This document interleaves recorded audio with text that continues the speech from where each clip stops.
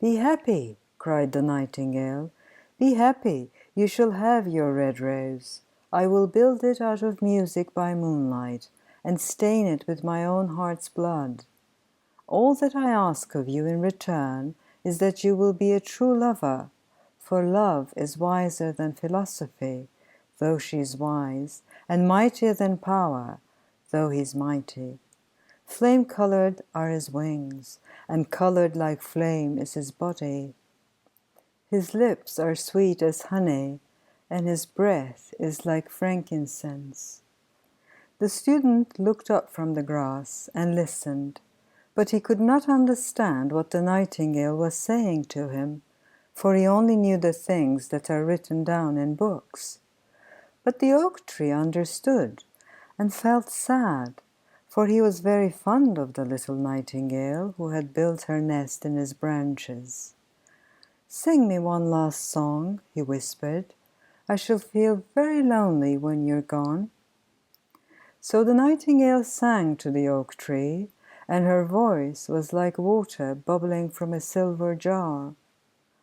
When she had finished her song, the student got up and pulled a notebook and a lead pencil out of his pocket. "She has form," he said to himself as he walked away through the grove, "that cannot be denied to her. But has she got feeling? I'm afraid not. In fact, she is like most artists. She is all style, without any sincerity. She would not sacrifice herself for others. She thinks merely of music, and everybody knows that the arts are selfish. Still, it must be admitted that she has some beautiful notes in her voice. What a pity it is that they do not mean anything or do any practical good." And he went into his room and lay down on his little pallet bed and began to think of his love, and after a time he fell asleep. And when the moon shone in the heavens, the nightingale flew to the rose tree and set her breast against the thorn. All night long she sang with her breast against the thorn, and the cold crystal moon leaned down and listened. All night long she sang, and the thorn went deeper and deeper into her breast, and her lifeblood ebbed away from her.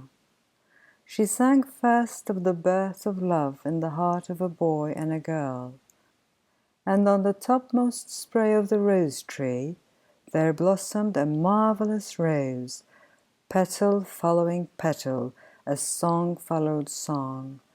Pale was it at first, as the mist that hangs over the river, pale as the feet of the morning, and silver as the wings of the dawn.